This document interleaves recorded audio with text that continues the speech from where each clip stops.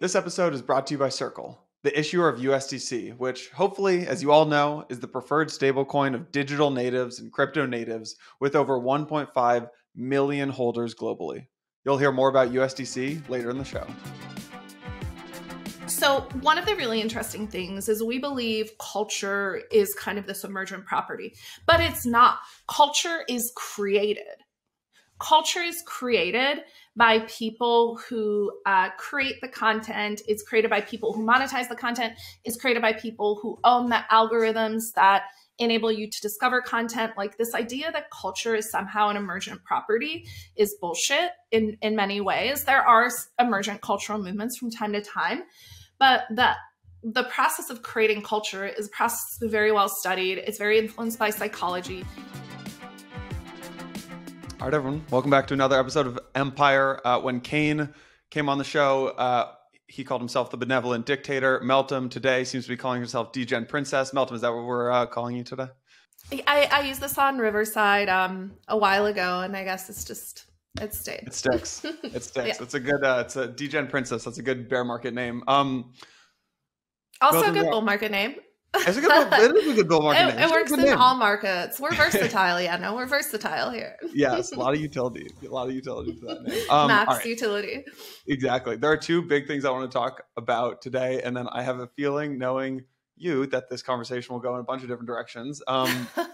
There's one idea which is like that you have that I've heard you talk about, which is like all we're doing. This whole thing, all this has been in crypto is just a big story about market structure. And all we're doing here is just building probably what maybe you would call like more efficient market structure, new forms of market structure around things that have never had a market structure around them. So I want to talk about that idea. And then you also have this idea around arbitraging culture.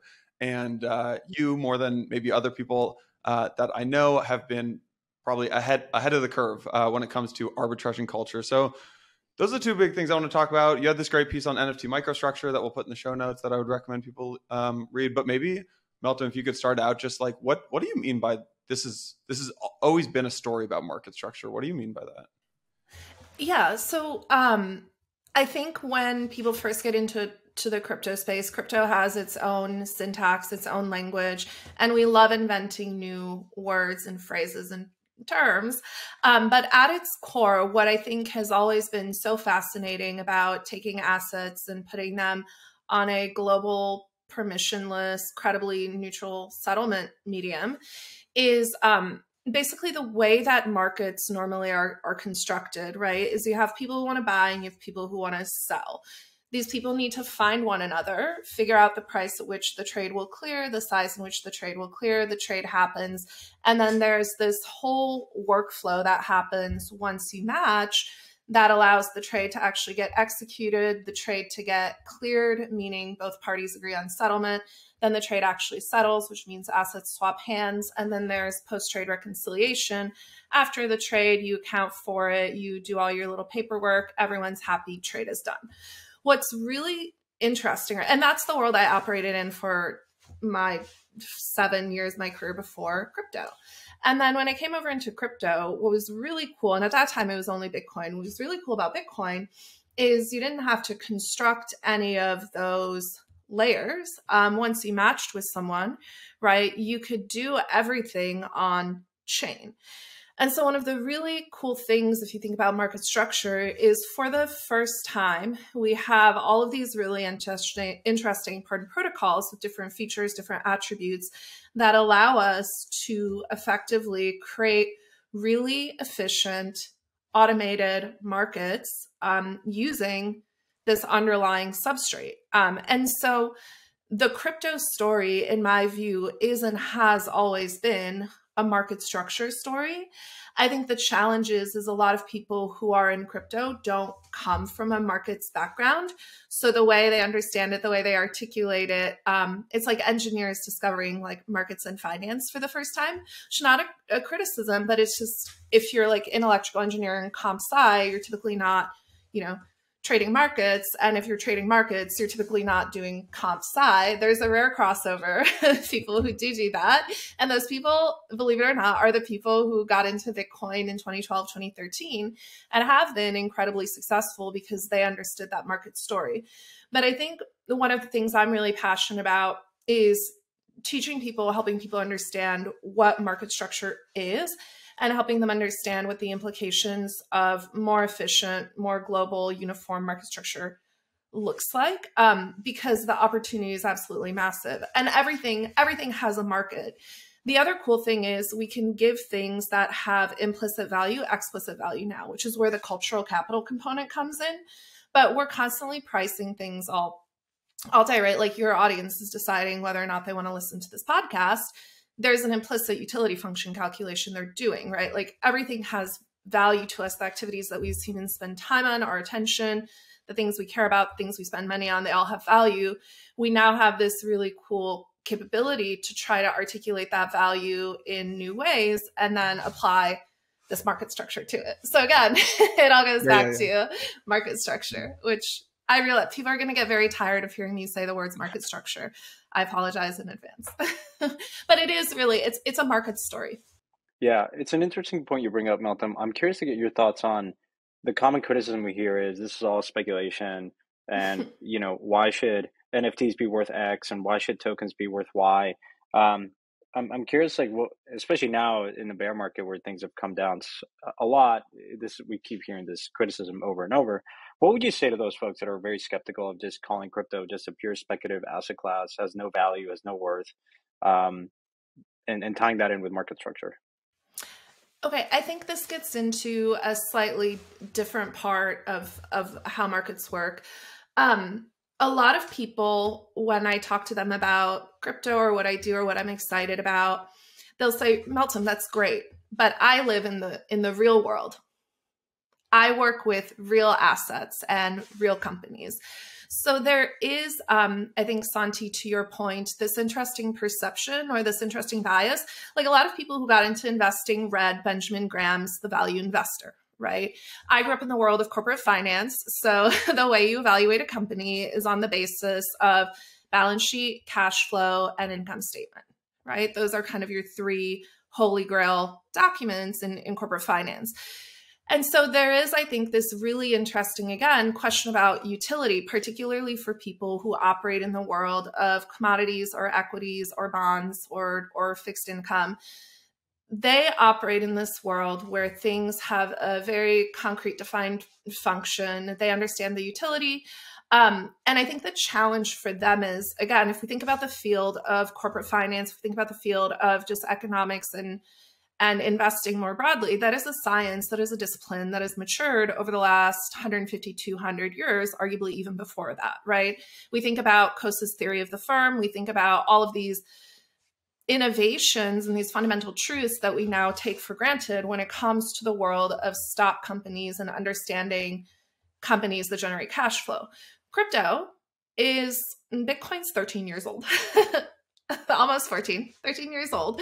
Ethereum is about 5 years old, 6 years old. And these new protocols are a couple of years old. So there is this new concept that is emerging. And I think with cultural capital, it's even harder, right? Like, how do you value an audience? How do you value a TikTok? How do you value a piece of NFT art? How do you value a PFP? How do you value a meme? And so this idea of real versus unreal is very much in the eye of the beholder, because again, we have very subjective utility functions. What could be real and very useful to me, something I'm willing to spend money on, is something that another person might look at and say, absolutely not, this is worth zero. So there is kind of this interesting belief that people outside crypto have that what they do is somehow more real.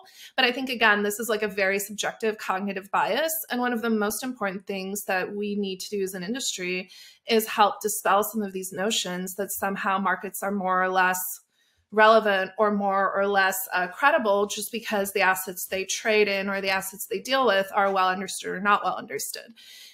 Again, if we look at the stock market, right, people talk about like, oh, well, I do real things. I'm like, well, look, in the last 2-3 years, we've had a number of companies who've gone to market who produce nothing of value, who are trading at 1500x forward PE, price to earning multiples.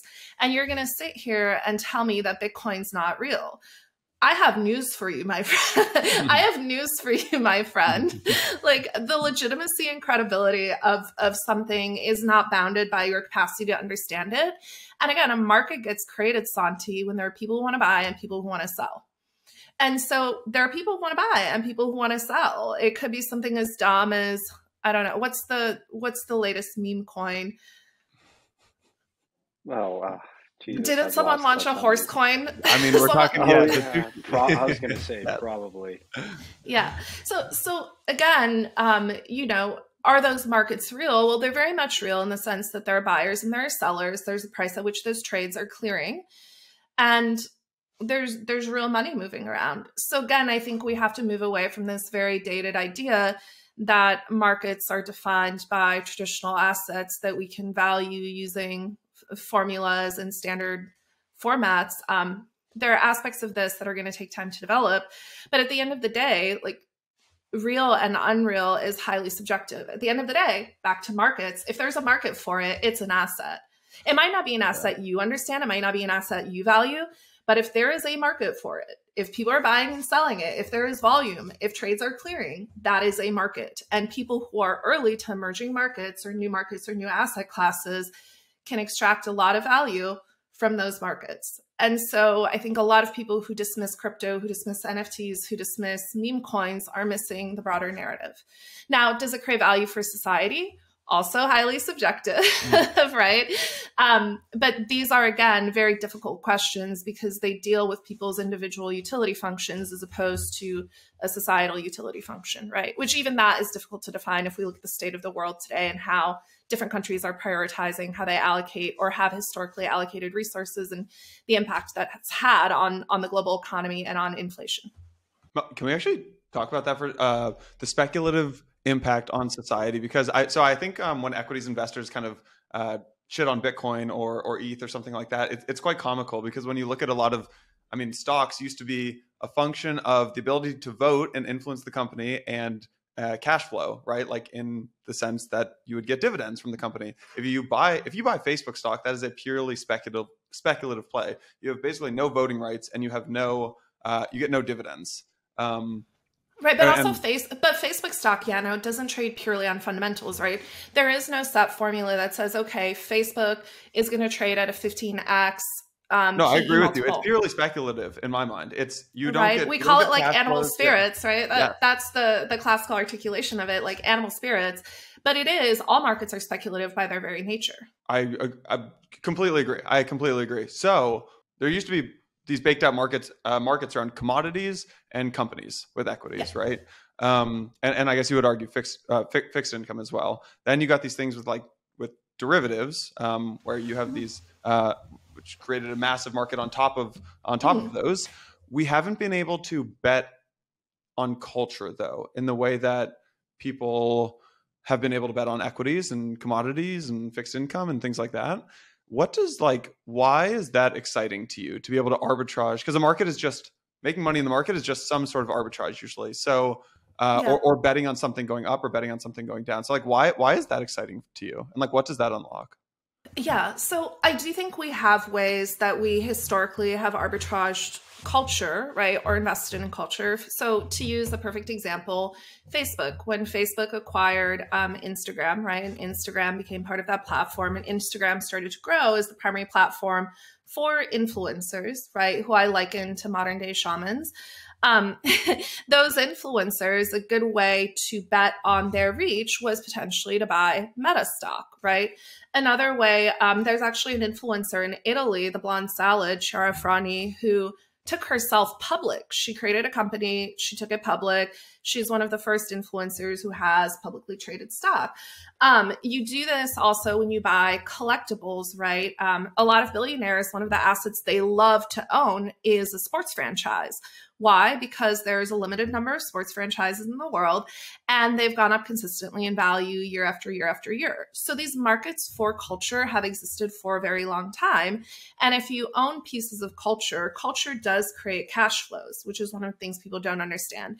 It could be direct cash flows, which is what we're seeing through like the selling of merchandise or tickets or events. There are a lot of different, like in a way, Block works, right? Like you sell crypto culture. Your channel is media, but you're effectively selling access to crypto culture and knowledge, which is a form of culture in my view. And then you have more indirect ways of monetizing culture, which is through clout. And the crypto community is huge on clout because we're all on Twitter. We love dopamine. We're addicted to it. It's why we fly around the world to conferences. It's why we spend a lot of time arguing about monkey pictures on the internet. We love clout. And so clout is like an indirect way that you monetize culture and your proximity to culture. And so what's been really interesting to observe is we've gone through these sort of evolutions of the different ways that people monetize and capitalize culture. It started with collecting art, right? Then there were brands that started to build up IP. They also capitalize on culture. Then with the advent of the internet, there were different companies that were facilitating cultural exchange of different types. And so those companies captured value as people saw those platforms as a way to sort of benefit from the monetization of internet culture, whether it's unique niche subcultures or more broader, like broad mainstream cultures, why people invest in media companies. We see it with the growth of investing in franchises and brands themselves. And now I think what we're seeing with this idea of Web3 or this new articulation of culture where people can issue tokens or PFP NFTs that allow people to belong to culture in a very public way, that is the next step in the monetization of culture. And each successive wave, I think, of technology innovation gives us new ways to monetize and make this cultural capital more tangible. Because at the end of the day, again, everything converges to markets. And so what we're doing effectively is we're finding more efficient ways to monetize this cultural capital. We're at iteration like 6 or 7 of this. There will be many more iterations of this over time. And this is why I love reading sci-fi. You could watch Black Mirror, you could read sci-fi books. There are a lot of books that sort of talk about this, you know, having futures markets for your reputation, having markets for clout. Like these are these social scores, right? These are not new concepts. They've existed for a long time. It's just now we're at a point as a society where we spend enough time online. We have the tools, we have the capabilities. And most importantly, I think we have the mindset and the understanding to actually articulate what this might look like and how this might work from a functional perspective.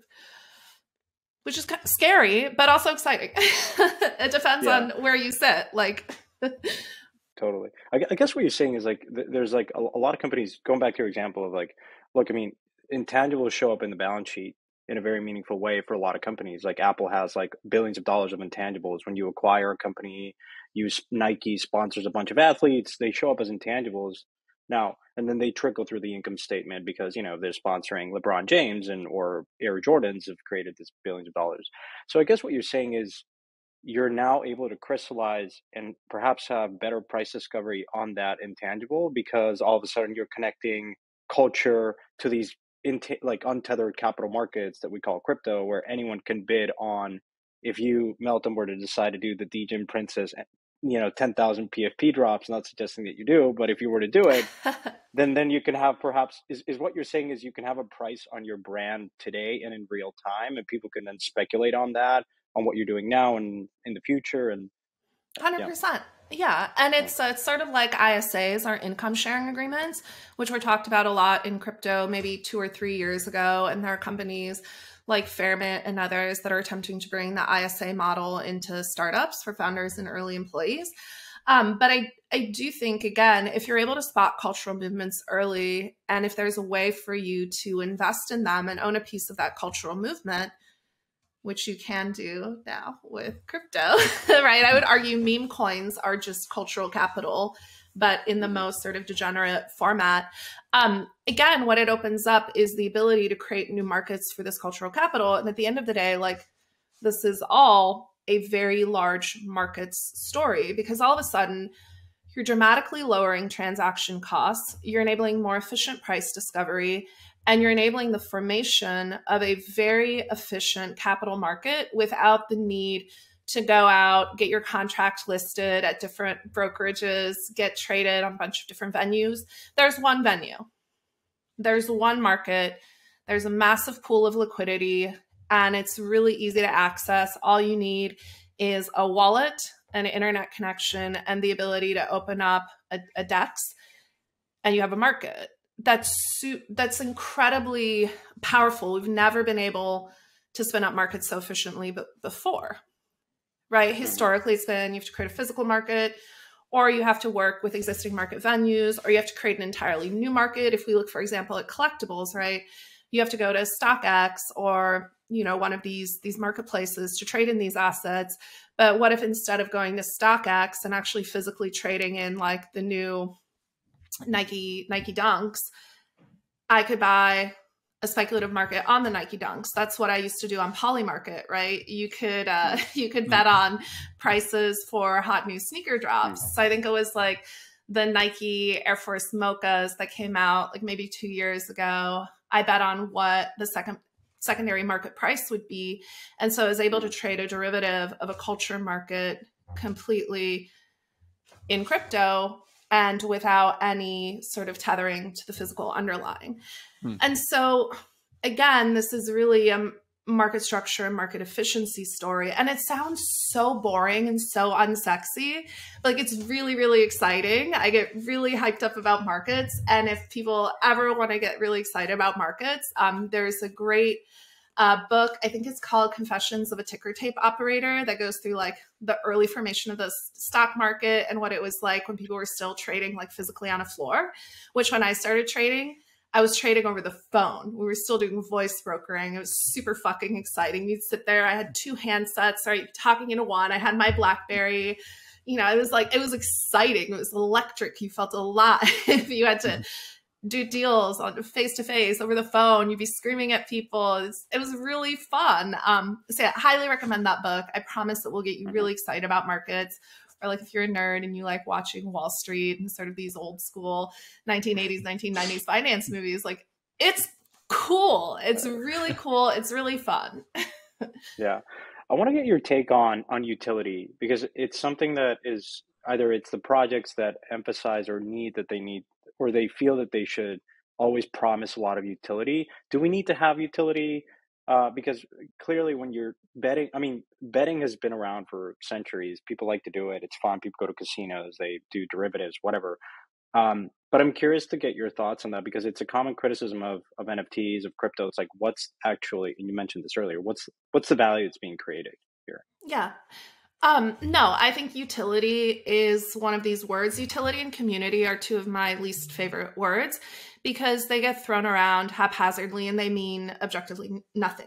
Because utility is highly subjective, right? So if we look at an NFT, this is why also, by the way, the only NFT communities I've been really active in are Etherox, 0 utility, no roadmap, just culture, and Crypto Dick Butts, no utility, no roadmap, just pure culture. That's it. I think the issue with utility is, what is the utility of owning a PFP JPEG? What is the utility of owning an Art Blocks piece of art? The utility is me flexing. The utility is me belonging to a community. The utility is me making a statement about who I am. It's like, why do people buy Rolexes? Why do people buy Mercedes? Why do people buy Birkin bags? My Birkin bag doesn't have a utility. It's a handbag, right? I could buy one for $5, or I could buy one for $50,000. It doesn't change the objective function of that item. But what it changes is my cultural capital and how I believe I'm perceived and how I present myself to the world.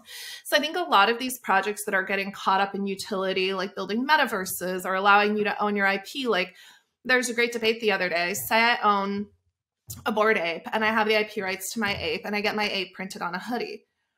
What value does that hoodie have to anyone other than me? $0, right? I'm not going to be able to auction off a hoodie with a picture of an ape on it for hundreds or hundreds of thousands of dollars. So I think we have gotten into this trap of like, oh, we need utility. What's the utility? And it's like, no, that's the wrong question. The real question you should be asking is what is the persistent cultural value of this meme or of this art or of this idea that I'm a part of, right? For me, crypto dick butts are very simple. It's a dick, it's a butt, they're cute, they're funny. Dicks and butts will always be funny. We're all 5-year-olds at heart. And so like it will always be entertaining. Santi is trying so hard to hold back the laugh and the smile right now. He's trying listen, hard. listen. I collect very few NFTs other than punks. I do have a bag of crypto dick butts. I haven't said this publicly, but wow. Well done, Santi. 1D equals 1B, Santi. There we go. I didn't realize you knew math. Universal math. Yeah. And so this to me is what's so interesting, because all of this utility, I think the only thing it does is it creates expectations that actually lower the value of these projects, right? And punks are another great example, Santi. Like the only value of a punk is pure flex. Like you are a tasteful motherfucker. Oh, why thank you. No, I mean, I do agree with you. It's sort of like collecting Pokemon cards. And I mean, humans always want to differentiate. Now you can do it in a digital context with an immutable trace in a 100%. Settlement layer that you have certainty of it. Go try buying a watch in the secondary market. How do you know it's authentic? It's a pain in the ass. Yeah. But this is also, I think one of the things that will start to matter is the provenance of your NFT. So, right, like in 5 years from now, when you are the next Warren Buffett and everyone's like, oh my God, Santi, people will want to own your punk. Your punk will have more value because it was owned by you. Similarly, one of the things I'm really excited about with Crypto Dick Butts is creating canonical, like globalized lore around Crypto Dick Butts, which I've been doing as our quote unquote high priestess, which has been really fun. But then also creating individualized lore around your dick butts. So there's a really cool company called Hype that allows you to create lore NFTs that you can attach to your NFT. And so if people start to write stories about like the personality of their dick butt, story of their dick butt, their traits, then there are dick butts that have really cool stories that could potentially have much more value than other dick butts simply because of this cultural cachet. And so these markets, yes, they're a bit strange. They don't immediately make sense. But I think if you live in the world of the internet and you understand how internet culture works, like I grew up on 4chan and Something Awful. This makes total sense to me. Meltem, do NFTs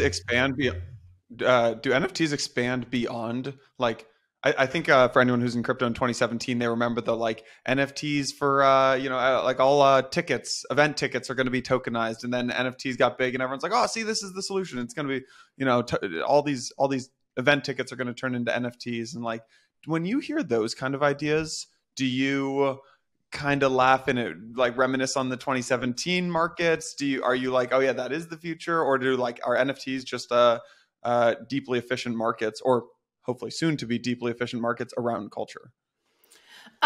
Okay, so that's a complicated question. I think NFTs, so one of the things, so just talking briefly about the technical distinction between a fungible token like an ERC20 and a non-fungible token like an ERC721.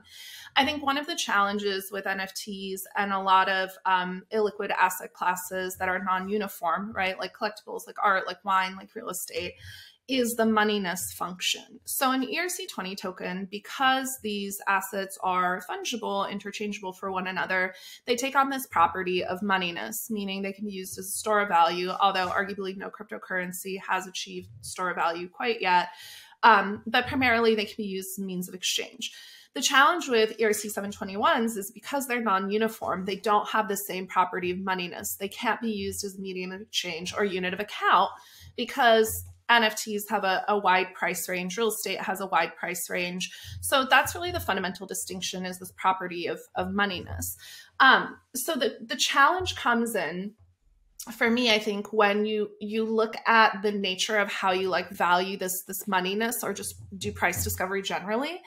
With something like concert tickets or even like a Uniswap LP position that's an NFT, you're utilizing this property of uniqueness to basically put assets that are different on chain. Now people are doing with peer-to-peer loans, which I think is pretty cool. Like each loan becomes its own unique asset that then can trade in the secondary market. Great. But these things are not imbued with cultural capital. These things are just different ways to represent existing financial assets. So I think there's a fundamental distinction between utilizing an ERC 721 to bring efficiency to a item, right, that already has sort of a defined value, like a concert ticket has an expiry, right? It's kind of like a long dated call option where it increases in price as you get closer to the maturity date. And as of the maturity date, it expires worthless because the concert ticket's exercised. I don't think people are going to trade like concert ticket stubs, although who knows? I've been surprised by weirder shit trading in the market, so who knows? But I think one of the fundamental distinctions you have to make is like, what are we trying to accomplish? And so leveraging the ERC 721 format to enable something to trade more efficiently is very different from actually creating a new type of asset and capturing esoteric value in a tangible way, if that makes sense. Yeah, and that's like a very granular and very subjective distinction. I probably did not articulate that well, but to me, it's very different. There's like a very big difference between owning a concert ticket or owning box tickets to a Mets game and owning a crypto dick bet. Very different things. All right, everyone, time for a quick word from Circle and USDC. As a crypto user, you know the power of stablecoins, dollar digital currencies that transcend borders, banking hours, and legacy financial rails. Well, Circle's USDC has quickly become one of the most trusted and widely used stablecoins. It's simple. People use USDC because of its composability, its stability, and its reserve transparency. And USDC isn't just adopted by a few of us DeFi degens and DAOs and NFT marketplaces, crypto companies alike. They all leverage USDC to diversify their treasury, asset management, and ecosystem-wide composability. The adoption's clear. USDC has grown to more than $50 billion in circulation since launching in 2018. We all have, and we all will, continue to take shots on our favorite volatile crypto assets, obviously, but USDC is one of the easiest ways to store your funds in a stable asset that can be used to send value around the world almost instantly. It lowers the cost of cross-border payments. It integrates into the growing ecosystem of crypto apps. As a seamless, trusted dollar digital currency, USDC is a 0-to-1 opportunity for the financial system. If you want to learn more about USDC, I would recommend you check out the recently published Transparency Hub on Circle.com. It's a great update to Circle's content on USDC. It outlines everything from links to their weekly reserve reports, monthly attestations, blog posts that are written by their exec team that highlight how and why USDC was built the way it is. Really recommend it. Just go to circle.com/transparency to access it.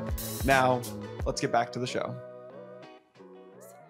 Where do you, other than perhaps, I mean, I guess like specific to culture, what are you most excited about these days, other than perhaps just pure NFT drops or maybe a project here or there that you're I'm not that excited about NFTs. To be honest, I think most NFT communities have zero substance because precisely for this reason, like people expect utility.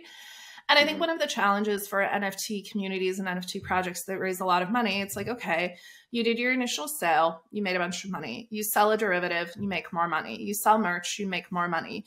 You sell tickets to an event, you make more money. But you're constantly monetizing the same community, right? And I think one of the really important things about great IP is like when Disney bought Marvel, right? They bought a universe of 5,000 characters.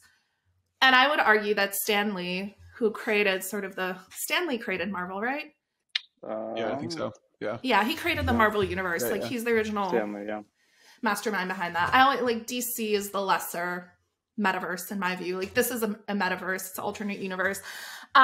Brilliant, right? All of these characters, all of this lore, all of these stories. When Disney bought that IP, they were able to monetize it in a variety of different ways, far beyond the core audience of people who would buy Marvel comic books. Right? So they created movies. The movies had spin-offs. They created merchandise. Like now they're selling out movie theaters. The most popular genre of movies over the last few years has been superhero movies. Sorry, I'm losing my AirPods. Superhero movies, right? They sell costumes. They sell swag. They have merch lines. You go to a theme park and you can have a whole Marvel section of the theme park. So a brand like Marvel is incredibly valuable because you can take that intellectual property and it's broadly extensible and you can sell it in a variety of different ways and monetize it in a variety of different ways. the challenge to me with NFTs, and particularly a lot of these like 10,000 animal derivative collection PFPs, is how do you build these concentric growing circles of monetization at different price points around these NFTs? Number one, the NFT is largely inaccessible, right? An NFT that costs $5,000 or 1 ETH even, right? Which right now is like $1,300. That to people in crypto seems okay. But like the average person doesn't have $13 lying around to buy access to culture, right? They have maybe like $13 lying around. Although in the new economic climate, maybe that's like closer to $5. So the ability for these projects, so you have this community of 10,000 holders who are the insiders. How do you spread that culture, and how do you monetize the spread of that culture outside of that initial core group? And that's what I'm not seeing yet. And people are like, oh, we're going to make a show. Oh, we're going to do this. We're going to make a restaurant. We're going to make a theme park. And I'm like, great. I don't want to go to an ape theme park. I don't want to go to a doodles theme park because the culture is not relevant to me. It's a very niche subculture for a very specific group of people, and it's simply too small, right? So what we're really counting on is the ability for these communities and these projects to grow their cultural cachet and their cultural relevance. But the way that they're doing it is completely inaccessible to a broader audience. And so to me, I'm just very skeptical of like how you take something that's as niche and esoteric as a PFP collection and turn it into a rich universe. To me, it kind of starts with the inverse, which is why I've really focused on lore and storytelling with Crypto Dick Butts, is you typically start with a great story and great characters, and you work in the other direction. You don't start with characters and then say, okay, we're going to try to build culture and a story around these characters. It's generally not done that way. So I don't know how it's going to shake out, but I would say like these early iterations, a lot of these projects will pivot into trying to provide infrastructure for other IP plays, right? But at the end of the day, as an IP asset, as an intellectual property asset, or as a subculture that can be monetized through these ever-growing concentric circles at lower price points that reach more and more people and larger audiences, I don't think I've seen any projects in the space that have had the ability to translate beyond these very small niche subgroups. There's a lot there that I want to unpack, and I guess the common umbrella there is IP. And I'm curious to get your thoughts on how we've seen various iterations like Creative Commons, and then others that are more guarded, and then others that have transitioned like Yuga Labs and Punks. I'm curious what you think of IP, if that really matters when it comes to culture and encapsulating that, I guess, in this world. I'm just curious to get your general thoughts on IP. Yeah, I'm not a lawyer, so I'll preface anything I say by saying like I'm not the expert on this. I think Galaxy wrote a great research piece on the different licensing models for intellectual property related to NFTs. I find IP law so incredibly boring, but it's one of the things that makes America like the preferred place to operate a business. Is we have really strong rights, property rights. We have really strong intellectual property rights. And we have a court system that has demonstrated its willingness to defend and uphold those property rights and intellectual property rights. That being said, when I say the term IP is probably a little bit of a misnomer. The IP in this instance is like, what is the unique asset? What is the unique thing these communities have, right? And to me, it's in order for something to become culturally relevant, memes are really important for the transmission of cultural ideas. And I think one of the challenges with IP rights, and we saw this with Kevin Rose and Moonbirds, right? When people started creating Moonbird derivatives and he was like, I'm going to sue the shit out of you. And he got a bunch of the Moonbird derivatives delisted. I actually think that made Moonbirds less valuable because memes and imitation, right, is what makes the original more valuable. Why do people flex Rolexes so hard? It's because everyone wants one, but very few people can get them, right? So the imitators are actually making your item more valuable, right? Right. It's like you have Gucci and you have Yuchi or Gucci. So I think there is sort of this question of, okay, how do you actually make this culturally relevant and culturally valuable? And I think it's really difficult to do that if people can't replicate it and create memes around it and extend the meme. And today, the most popular method for transmitting memes on crypto Twitter, right, is viral meme tweets. So if I can't viral meme tweet, if it's not easy to make funny memes out of what you're doing, like how do you make that scale, right? How do I transport my NFT into popular culture? Like mimetic transmission, I need to create mimetic desire in people, whether that's through humor, serious, cult identity. You know, I think MoonPay did a brilliant job giving a bunch of celebrities Bored Apes because it made them more desirable. And then other people started buying them because they wanted to be relevant. But it's like, okay, now that you could give every celebrity in the world a Bored Ape, what do you do next? Yeah. How do you scale that to 1 million people, 10 million people, 1 billion people? Yeah, exactly. And that's where I was going more with IP, not so much like the different type of licenses, but more like striking that balance between having the community really bought in and feeling like they're a part of it versus being really guarded and monetizing it. Like I came around this company that's trying to like create like, it's called StoryDAO, and they're trying to like kind of transform the entertainment industry by allowing like amateur content creators to like bottoms up create like really good films. And I don't know, I don't know if like I'm not an entertainment person, like I'm not an expert on it, but I'm like I was cautious about like this idea of like allowing people to like kind of like, okay, the community, but like can the community create really good content like that is going to be on Amazon or Netflix, or you're going to want to like stream? It's something that I'm like not really sold on yet. Like I'm curious. I ultimately think you need to have like really good experts, and it's fairly centralized, like how you go about that process. Yeah, but even the use of the word community, right? Like communities require leadership, and the leadership has to have vision, but also for culture to spread, people need to be able to take aspects of that culture and replicate it in a relevant way within their unique sub-community that they're a part of for the idea to grow, right? Like the way we transmit ideas, the mimetic transmission of ideas is very much in a digital format. It's internet driven. There are aspects of virality that we understand, and there are aspects of virality that we don't understand. But at the end of the day, it's really about like, how do you make something as relevant as possible to as many different niches and subcommunities and demographic segments as possible? And that's where I feel like crypto really falls on its face because what we're doing is not accessible. It's not relevant to a lot of people. I think NFTs definitely took that, like from tokens to NFTs. NFTs opened up a much wider aperture, particularly like sports, entertainment, media, I think are very fruitful avenues. But I think they're still inaccessible. I'm curious to see what's going to happen with Solana NFTs. I think if we look at volumes on Solana NFTs, and if we look at, you know, Magic Eden volumes now competing with OpenSea volumes, that's interesting because Solana NFTs are at a much lower price point. Transaction fees are much lower. I think generally they're not as elite as Ethereum NFTs, which I think can make it really attractive.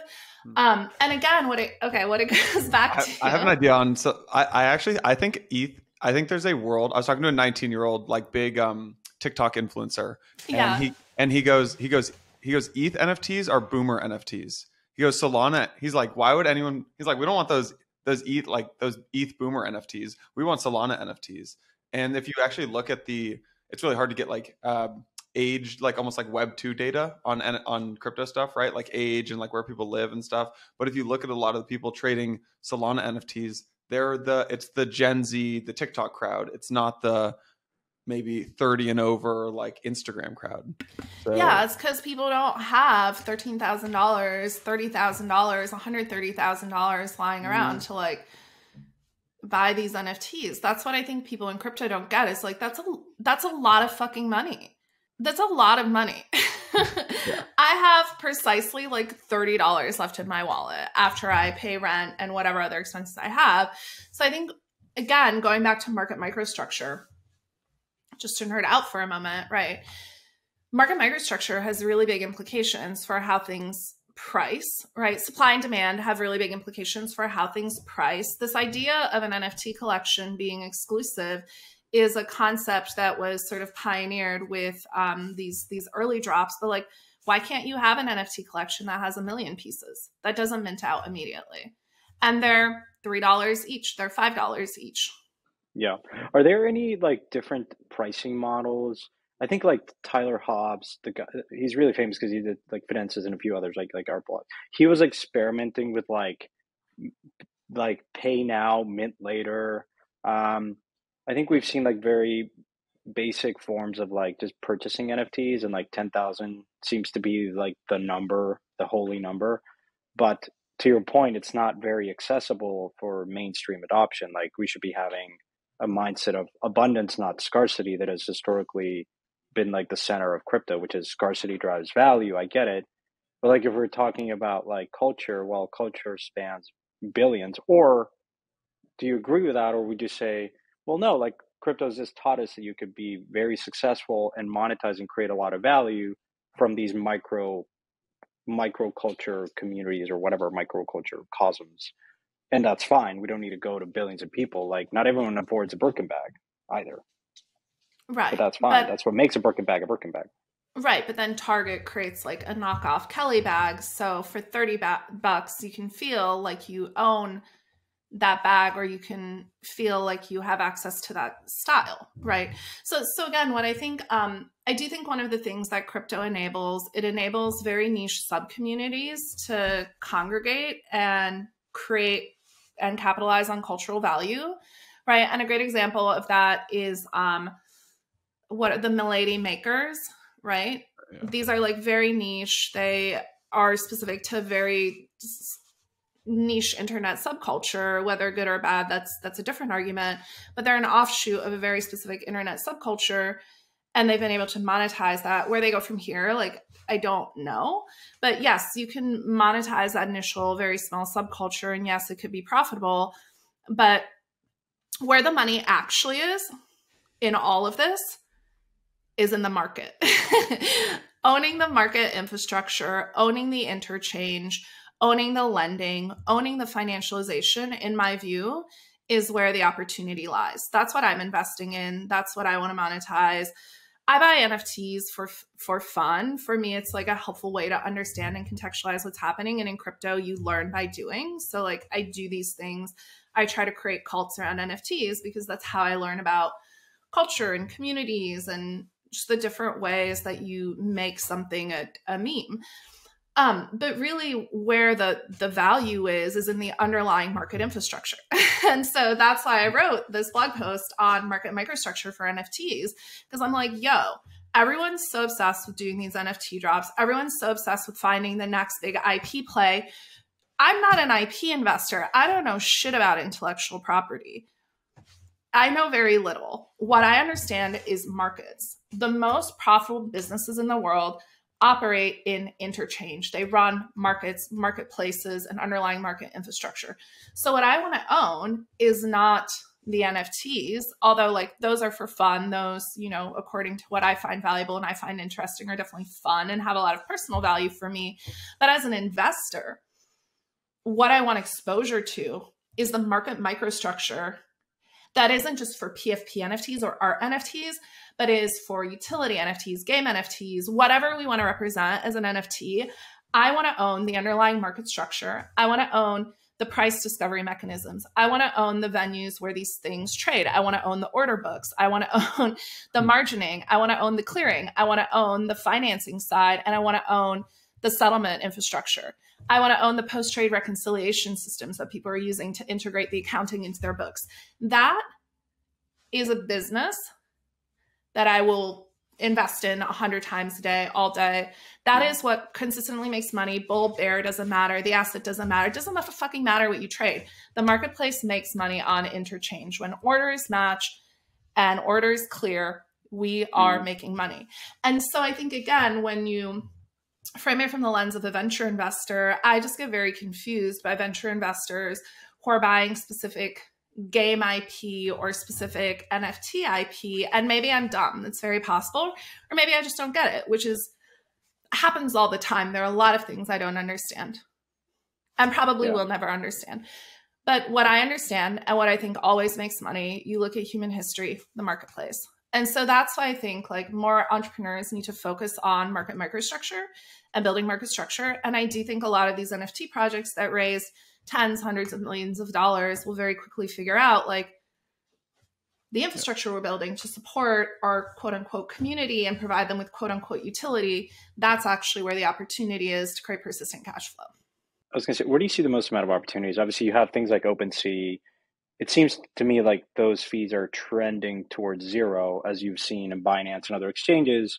What are the things of the stack that need to be built, particularly about NFTs? And you're an investor in Number, and I sort of share your same view. It's easier to bet on infrastructure than it is on a specific PFP. But what are the things that have been built that you think are not working that well, and things that you're investing in or actively looking to invest in this kind of piece of the market stack, if you will? Yeah, I think one of the really cool things we're seeing is on the front end, on the exchange side, a lot of NFT projects are building their own marketplaces. I think Bored Apes are going to build their own front end marketplace. Punks already have their own marketplace, right? EtherRocks have their own marketplace / interface. They can only trade on the original website. But I think there is this trend of, instead of having these sort of horizontal marketplaces that aggregate a bunch of stuff, having more verticalized infrastructure stacks that are specific to specific NFTs. Because again, if these things are just protocols, there's nothing that prevents me from just creating a front end to access a protocol and then branding it with my IP, right? And making it the sort of place where people can come to consume this entire market stack. So I do think there's an increasing trend of people shifting away from marketplaces to embedding marketplaces directly into their IP, into their community, into their own ecosystem. So this is sort of this interesting challenge of horizontal plays versus vertical plays. I do think one of the really cool things about blockchains is much easier to sort of vertically integrate the stack because you have these composable building blocks, right? So I think there's a lot of opportunity around protocols that aggregate on the front end. So price discovery and execution across sort of all of these global NFT projects. I think I was personally really excited about Solana, Wormhole, the idea that we could use Solana as potentially the execution layer for all this NFT trading, and then use Ethereum as the settlement layer, or wherever the NFT is issued as the settlement layer, right? Because you can do execution theoretically and anywhere. But I do think price discovery is a huge opportunity. Trade execution is a huge opportunity. So how do you enable people to basically just build a front end onto a global liquidity protocol for NFTs? That's super exciting. Nobody's tapped into that yet. And theoretically, if all of these are sort of compatible assets, you should be able to integrate them into sort of one interface. Uniswap acquiring, did they acquire Gem or Genie? I always get this mixed up. I do too. Genie, right? I think they acquired Genie. Yes, and OpenSea acquired Gem. The history of that was so... I'm an investor in Blur, so it's sort of a competing thing, but yeah. Yeah. But I think it's really interesting that the leading DEX acquired an aggregator and the leading NFT marketplace acquired an aggregator. Why? Because they're realizing this moat they have doesn't exist long term, because market microstructure is highly mutable in crypto. And highly mutable. Yeah.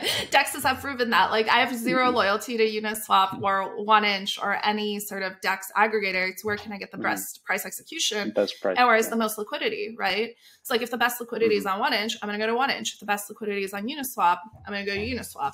NFTs, same thing, right? You see already these price dislocations between LooksRare, X2, Y2, and OpenSea. So I'm going to go to the market that has the best pricing. So I think there's a lot of opportunities on the aggregation side and on the liquidity side. I think on the margin side, we're still in the very early innings of lending primitives and margin as applied to NFTs. I also think this idea that NFTs are not fungible is starting to get challenged. If it's not a grail, it's a floor, right? And so I do think a lot of NFTs will start to see more systematic trading strategies applied to them. There's already a couple of people I've been talking to who are working on building arbitrage-driven NFT investing models.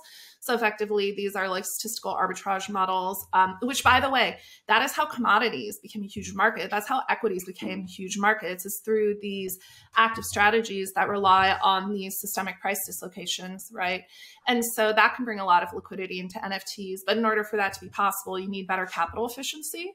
Sorry, I'm using a lot of nerd finance nerd terms, that you need to be able to get leverage on your capital, right? If I can only use the collateral I have, my return on equity, my return on capital in my book is very low. If I can borrow against it and use 10x the collateral I have, but trade it like quickly in real time, like what we saw with flash loans last summer in DeFi, then that all of a sudden allows me to increase my capital efficiency by multiple orders of magnitude, but it also allows me to trade a much higher volume. This is how traditional markets function. You can get like 8 to 9x leverage traditionally.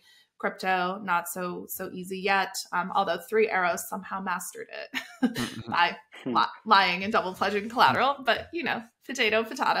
And then on the settlement side, I think the settlement side's pretty well figured out, but I think there are a lot of issues around post-trade reconciliation, which is like, how do we make it easier for people to figure out how to integrate NFTs into like all the accounting and bookkeeping that needs to happen?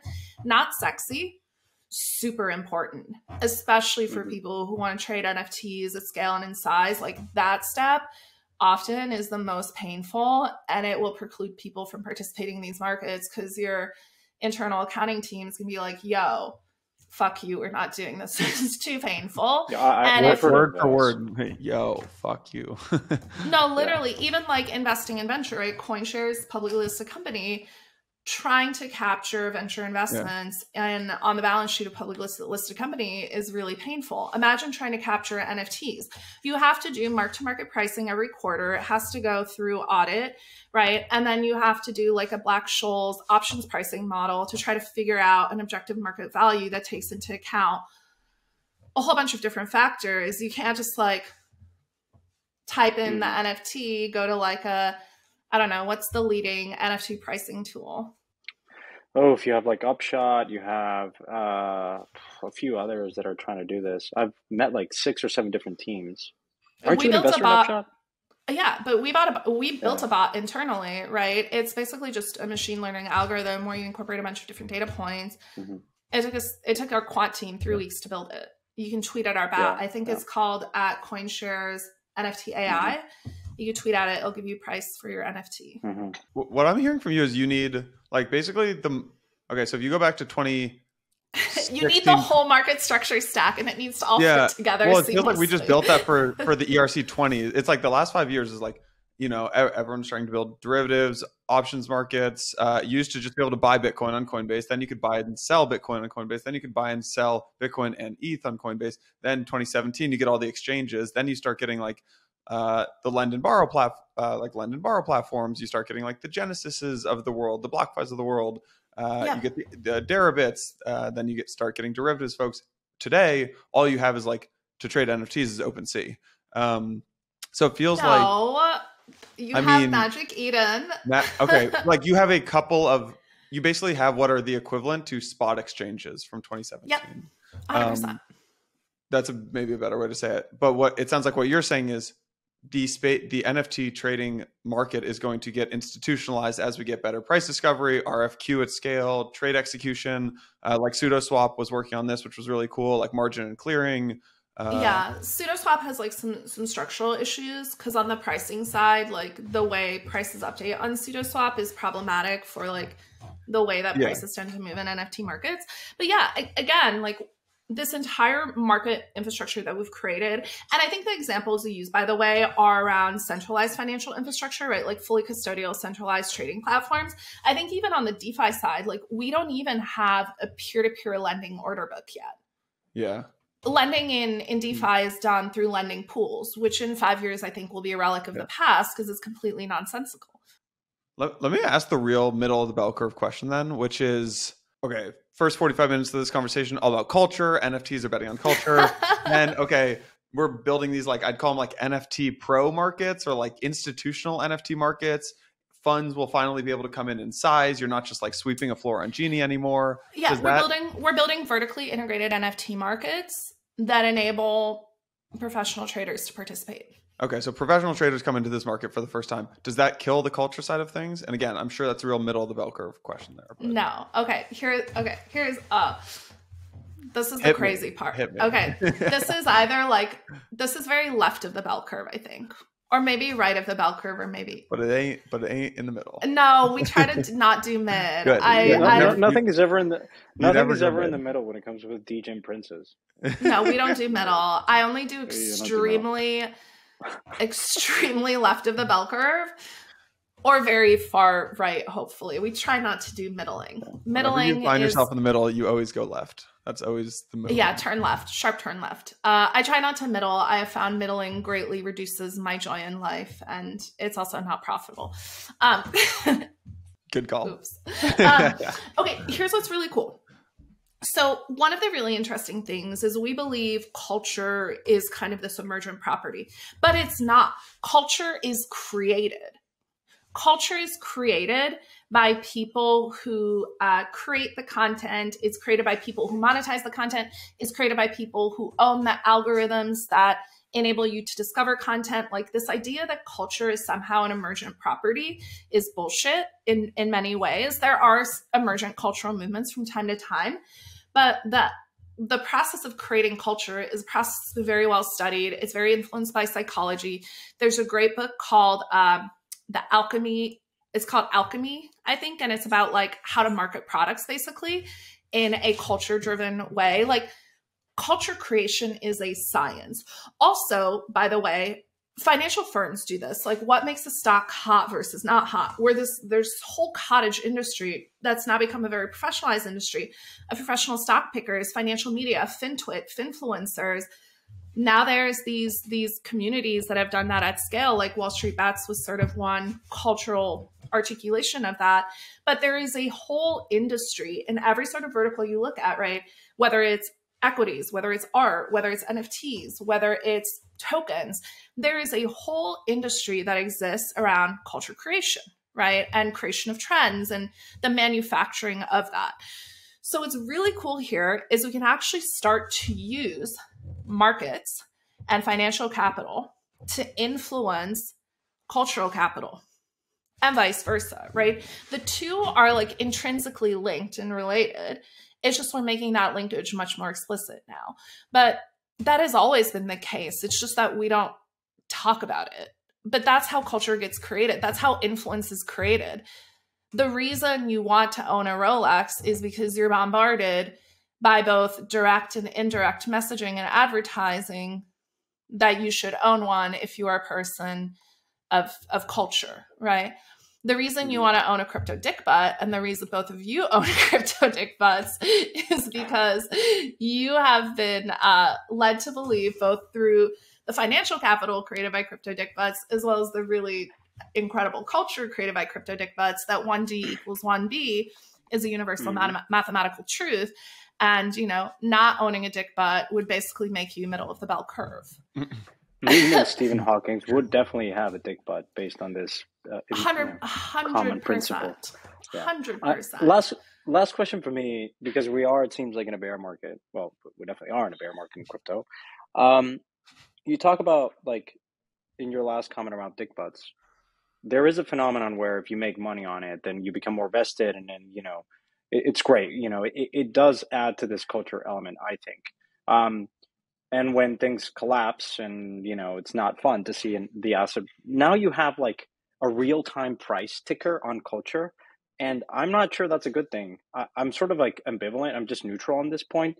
But when we talk about, like, should artists, like we had Coop talking about music NFTs. And the question to him, and I'll ask you, is, can this backfire on artists? Because if you all of a sudden are selling music NFTs, and that music NFT that someone spends all of a sudden collapses in value in this market environment, are you going to lose all your fans?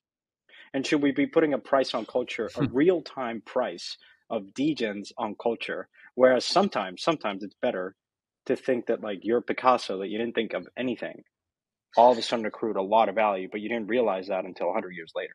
And that was fine. Okay, but I think what the concern you're articulating, Santi, is one that's sort of a moot point by what I said earlier. All of the things that you are culture were created by people with capital and influence. So what you're consuming that you believe is organic culture in most instances is manufactured. whether explicitly or in a more organic way. Like all culture is manufactured, all memes are manufactured. Like if you go back to the 1930s, you read Bernays' propaganda, you pick up on a lot of these elements, the things that become trends, things that are cool, the things that are tasteful. Like there's someone somewhere profiting off of that who's directly working to influence that culture. The issue is today, this happens behind closed doors. And as a creator, it's something that you have very little access to unless you have the right relationships, unless you have the right people, the right access. And so what this does, and I think this is one of the things Coop and I have discussed a lot, because I still don't understand music NFTs, but I love talking to him because he's so patient and trying to explain to my very small brain how this all works. What I think is really cool about it is for the first time, we're making this linkage between culture, financial capital, and influence very explicit.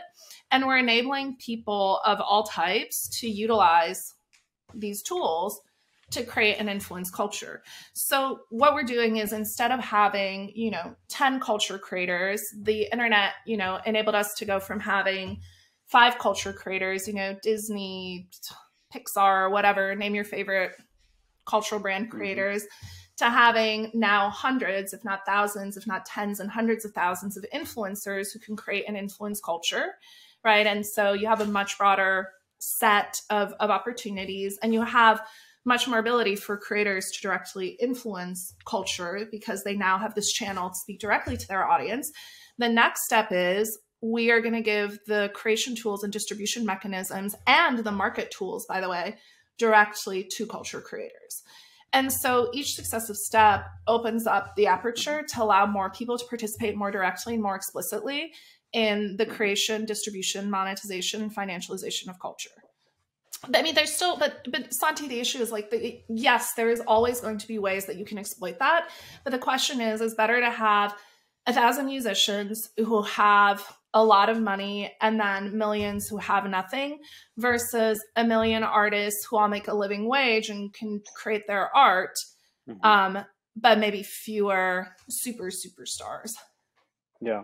I guess what I'm hearing you say, which I think is an interesting point, I haven't thought about it that way, is that the key linchpin here is that you have perhaps capital is perhaps more accessible in this world because you have untethered capital markets, and that empowers these micro creators to have a bigger say on culture and what gets pushed, perhaps in a more organic way, whereas before it was Kellogg's telling you that you had to have breakfast, and all of a sudden I mean, organic, inorganic, I think, again, that's in the eye of the beholder. That's incredibly It's a very subjective, yeah. Exactly. Yeah. So that's why it's difficult to make absolute statements on that. And I think a lot of times the people that object the most to the commodification of cultural capital, right, which is like inherently a trend of financialization, is like these things get commodified. Is this a good thing? Is this a bad thing? Well, for the gatekeepers, that's a bad thing, right? Because they become less and less relevant because you no longer need their expertise. That's why I think NFTs make people so angry. Yeah. Like NFTs make people viscerally angry, just like crypto makes finance people viscerally angry. Because imagine you've spent your whole life working to get to this point where you get to gatekeep culture. And all of a sudden, there are all of these cultural movements that are getting created. There are all of these moments in fashion, in art, in sports that are getting created outside of your sphere of influence. Yeah. That's infuriating. Like, people hate loss of control. Change is very threatening.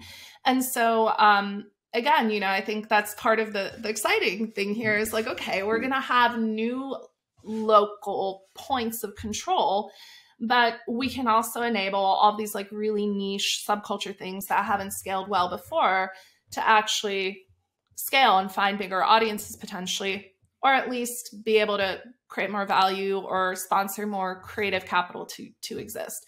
So is it a good thing? Is it a bad thing? It's difficult to say. I think it depends on where you sit. If I'm a legacy brand or if I'm involved in the business of gatekeeping, then it's a bad thing. If I'm a consumer, right, unsure, and if I'm a creator, I think it's a good thing. I think it just really depends on where you sit.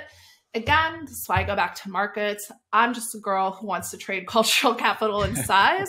So, I don't need to get it. Name, DJ. If I can trade it, I'm into it. So again, and that's, by the way, that's what people in the world of finance do, right? Like, I don't care if it's Apple or if it's Tesla or whatever. I'm not trading. I'm not emotional about trading my book. And again, as cultural capital grows, you're going to see the presence of more and more arbitrageurs who are not emotional about the cultural capital trade. They just trade based on trends. Anyways, hopefully that makes sense. It's No, I always feel like such a loser talking about these things because I think they're really exciting. People are like, this is not exciting at all, but I think it's super cool. I think it's great, Meltem. Giddy up, as you said in your post. I think it's going to be yeah. I mean, but like, look, this is, again, read Sci-Fi. I have a website, meltemdemirors.com, Sci-Fi reading list on it. Really good shit on there.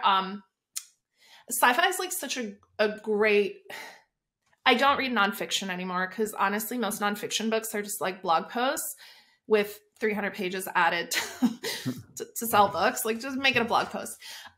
But science fiction is great because I think sci-fi writing has always been a way for us to like articulate our hopes and fears as a society. So a lot of sci-fi books are sort of a forward look at what might happen if we extrapolate technological trends, societal trends, cultural trends forward 10, 20, 50, 100, 1,000 years, or set them in different universes with different rules, different cultures. So I think it's actually a really interesting way to lens through which to view what we're doing. And a lot of what we're doing now, right, has been written about by various sci-fi authors over the last 5 or 6 decades. Any favorite sci-fi books? Oh, I guess you have that list, but any one book that folks should read, maybe outside of the like obvious, like the Snow Crash or like the yeah. I don't even think Snow Crash is that like great of a book. Hyperion Cantos by Dan Simmons, incredible book. All right. Yeah, it's based on, it's like a derivative of Keats's Canterbury Tales, but it's a really cool book about basically sentient AI that's modeled after Keats, the poet. And it's in this universe that's like controlled by this AI, but nobody recognizes it. And there's this robot that comes from the future called the Shrike that like super cool book. Read it. It's really weird. The other one that's amazing is The Quantum Thief by Hani Ranjwami. I think that's how I say it. Yeah, very, very good book as well. The question is, what if time was an asset that you could trade? That's interesting. That's very scary. Cool concept. Meltem, we're gonna have to bend the laws of physics for that one, but anything is possible if we dream it. You are a nerd in the finest sense of the word, and I love that you're betting on culture. And thank you for teaching Santi me how to do it. This has been an awesome chat. Yeah, thanks for having me. And if anyone has any questions, DMs are open. I'm always happy to talk shit. And obviously, tell me what I'm getting wrong, because there are a lot of things I don't understand. Preach. I'm just a simple woman who wants to trade culture inside. A Dejan princess at heart, and the best one out there, guys. So go and follow Meltem. High priestess. It's pure entertainment and high quality content. So thanks, guys. Meltem, thanks for coming on. We're gonna have to have you on soon. Yeah, you too. Men of culture. All 3 of us own crypto dick butts. Trying to do what we can. People of culture. Amazing. Thanks, guys. On the other side.